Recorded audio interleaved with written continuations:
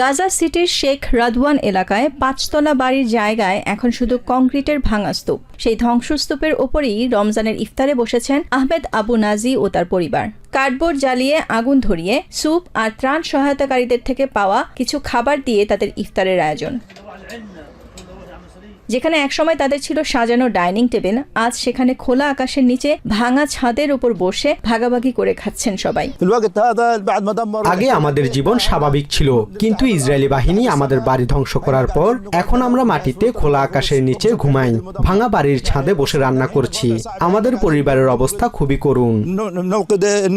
57 বছর বয়সী 5 সন্তানের জনক আবু নাজি জানান, আগের রমজানগুলোতে পুরো পরিবার একসঙ্গে বসতেন, সুস্বাদু নানা খাবারে ভরা থাকত টেবিল। আর এখন তাদের পরিবারটিও আর একসঙ্গে নেই। ভাই বোনেরা ছড়িয়ে পড়েছেন বিভিন্ন এলাকায়, কেউ থাকছেন অস্থায়ী তাঁবুতে। যুদ্ধবিরতি ঘোষণা হলেও পুনর্গঠন এখনো শুরু হয়নি। ধ্বংসস্তূপের মাঝেই চলছে বেঁচে থাকার লড়াই। ত্রাণ তহবিল আরও বাড়ানো এবং তাঁবুতে থাকা গাজাবাসীর দুর্ভোগ কমাতে অবিলম্বে পুনর্গঠন শুরুর আহ্বান জানিয়েছেন এই বাস্তুচ্যুত বাসিন্দা। যুদ্ধ থামার পর থেকে এখন পর্যন্ত কোনো পুনর্গঠন হয়নি। আমরা এখনো প্রচন্ড কষ্টে কঠিন জীবনযাপন করছি। আমরা সারা বিশ্বের কাছে আহ্বান জানাই, পুনর্গঠন প্রক্রিয়া দ্রুত শুরু করুন, যেন আমরা অন্য আরব জাতির মতো স্বাভাবিকভাবেই বাঁচতে পারি।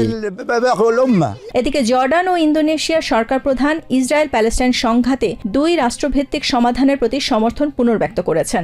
বুধবার জর্ডানের বাদশাহ আবদুল্লাহর সঙ্গে রাজধানী আম্মানের বাসমান প্রাসাদে ইন্দোনেশিয়ার প্রেসিডেন্ট প্রাবো সুবিয়ান্তো বৈঠক করেন। সেখানে প্রাবো বলেন, গাজা যুদ্ধের অবসান ঘটাতে আমেরিকার প্রেসিডেন্ট ডোনাল্ড ট্রাম্পের পরিকল্পনায় তার দেশের সমর্থন রয়েছে। একটি স্বাধীন প্যালেস্টাইন ভিত্তিক 2 রাষ্ট্র সমাধানই একমাত্র স্থায়ী পথ। এ কারণেই আমাদের বোর্ড অব পিসে যোগ দেওয়ার আমন্ত্রণ জানানো হলে আমরা রাজি হই এবং প্রেসিডেন্ট ডোনাল্ড ট্রাম্পের 20 দফা পরিকল্পনাকে সমর্থন করি। সেটি ছিল স্থায়ী সমাধান অর্জনের প্রচেষ্টার অংশ। ইন্দোনেশিয়া ট্রাম্পের বোর্ড অব পিসের সদস্য, যার প্রথম বৈঠক ফেব্রুয়ারির শুরুতে অনুষ্ঠিত হয়। প্রাবো ঘোষণা দিয়েছেন, আন্তর্জাতিক স্থিতিশীলতা বাহিনী মোতায়েন হলে গাজায় শান্তি রক্ষার সহায়তার জন্য তার দেশ সর্বোচ্চ 8000 সেনা পাঠাবে।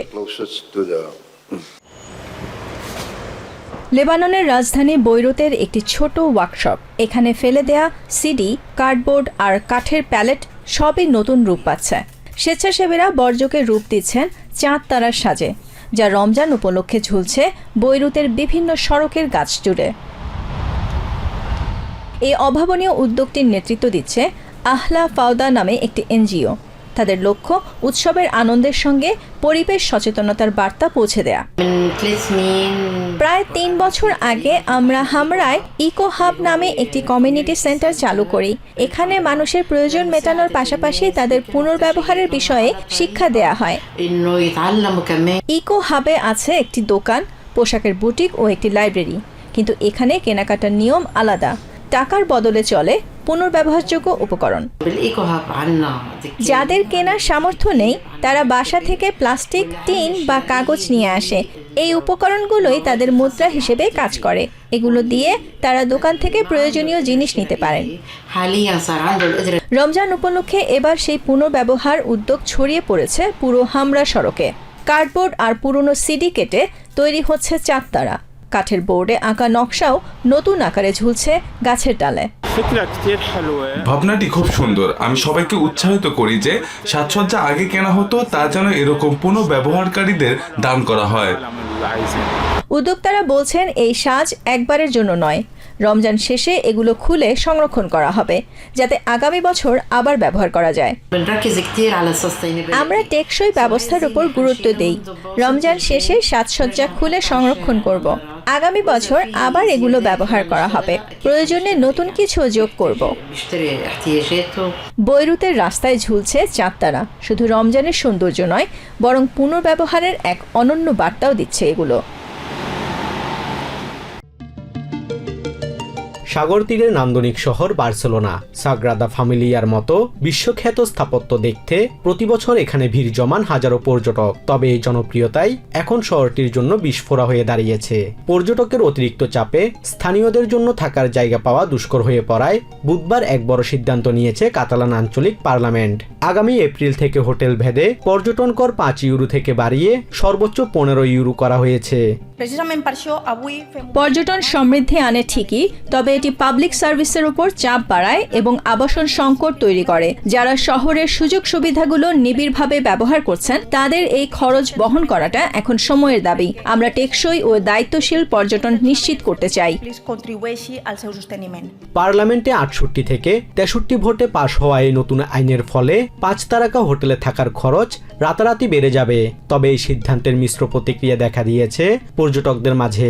কেউ কেউ স্থানীয়দের কল্যাণে এই করকে সমর্থন করলেও অনেকে বাড়াতে চাচ্ছেন না ভ্রমণের বাজেট।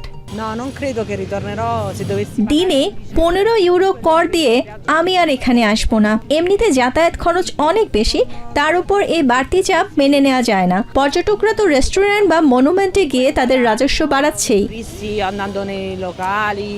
সংগ্রহীত করের 25% সরাসরি ব্যয় করা হবে বার্সেলোনার আবাসন সংকট মোকাবিলায়। 2028 সালের মধ্যে পর্যটকদের জন্য স্বল্পমেয়াদী অ্যাপার্টমেন্ট ভাড়া দেওয়া পুরোপুরি নিষিদ্ধ করার পরিকল্পনা রয়েছে শহর কর্তৃপক্ষের। স্থানীয় বাসিন্দাদের দাবি, পর্যটন ব্যবসার কারণে ঘরবাড়ি অস্বাভাবিক বেড়ে যাওয়ায় তারা নিজ শহর ছাড়তে বাধ্য হচ্ছেন। এই বিলের মাধ্যমে আমস্টারডামের পর এখন পর্যটকদের জন্য ব্যয়বহুল শহরের তালিকায় নাম লেখালো বার্সেলোনাও। ভারত ও ইসরায়েলের সম্পর্ক কেবল কৌশলগত নয়, বরং পারস্পরিক মূল্যবোধ ও বিশ্বাসের উপর তা টিকে আছে বলে মন্তব্য করেছেন ভারতের প্রধানমন্ত্রী নরেন্দ্র মোদী। 2 দিনের ইসরায়েল সফরে গিয়ে বুধবার দেশটির পার্লামেন্টে দেয়া ভাষণে এই মন্তব্য করেন তিনি। এদিন মোদীকে ইসরায়েলি পার্লামেন্টের সর্বোচ্চ সম্মান দেওয়া হয়। ইসরায়েলের প্রধানমন্ত্রী বেঞ্জামিন নেতানিয়াহু মোদীকে মহান বন্ধু হিসেবে আখ্যায়িত করে বলেন, তার এই সফর 2 দেশের সম্পর্ক আরও গভীর করবে। আমেরিকা ও ইরানের মধ্যে ক্রমবর্ধমান উত্তেজনার মধ্যেই বুধবার 2 দিনের সফরে ইসরায়েলে পৌঁছান ভারতের প্রধানমন্ত্রী নরেন্দ্র মোদী। তেল আভিভের বেন গুরিয়ন বিমানবন্দরে পৌঁছানোর পর ইসরায়েলের প্রধানমন্ত্রী বেঞ্জামিন নেতানিয়াহু এবং তার স্ত্রী সারা ভারতের প্রধানমন্ত্রীকে স্বাগত জানান। পরে ইসরায়েলের পার্লামেন্ট কেনেসেটে মোদীকে উষ্ণ অভ্যর্থনা জানান আইন প্রণেতারা। সেখানে দেয়া ভাষণে ভারত ও ইসরায়েলের ঐতিহাসিক সম্পর্কের ভিত্তি তুলে ধরেন ভারতের Modi. Our shared ideals are the deep foundations that give strength to our modern partnership. তিনি বলেন, 2 দেশের অংশীদারিত্ব কেবল দ্বিপাক্ষিক স্বার্থে সীমাবদ্ধ নয়, এটি বৈশ্বিক কল্যাণেও ভূমিকা রাখছে।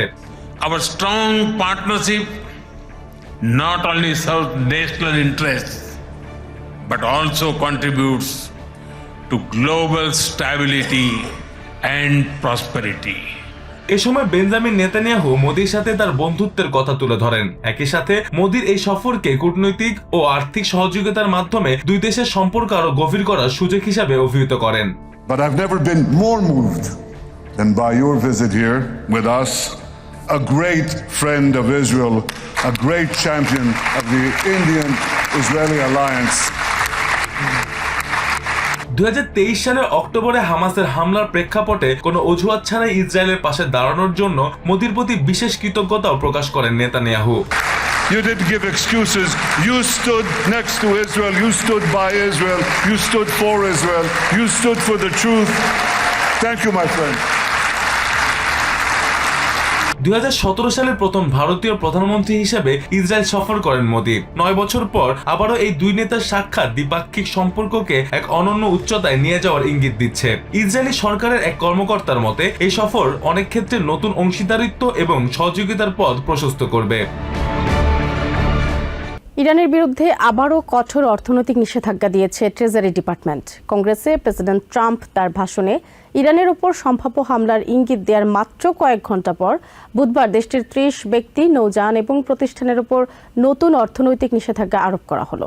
এদিকে ইরানের পররাষ্ট্রমন্ত্রী আব্বাস আরাগচি বলেছেন, পরমাণু প্রযুক্তির শান্তিপূর্ণ ব্যবহারের অধিকার থেকে তার দেশ এক চুলো নড়বে না।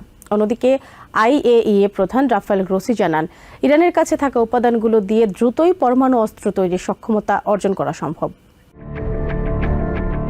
বুধবার ট্রেজারি ডিপার্টমেন্ট ইরান সংশ্লিষ্ট একাধিক ব্যক্তি, প্রতিষ্ঠান এবং জ্বালানি তেলের ট্যাঙ্কারের উপর এই নতুন নিষেধাজ্ঞা জারি করে। মূলত ইরানের ব্যালিস্টিক মিসাইল কর্মসূচি এবং অবৈধ তেল বাণিজ্য বন্ধ করতেই এই পদক্ষেপ নেওয়া হয়েছে বলে জানায় ওয়াশিংটন। ট্রেজারি ডিপার্টমেন্টের office of foreign asset control মোট 30টিরও বেশি ব্যক্তি, সত্তা এবং নৌযানের উপর এই নিষেধাজ্ঞা আরোপ করে। ট্রাম্প প্রশাসনের দাবি, এই নেটওয়ার্কগুলো ইরানের হয়ে অবৈধভাবে পেট্রোলিয়াম বিক্রি এবং উন্নত মানের প্রচলিত অস্ত্র উৎপাদনে সহায়তা করে আসছিল।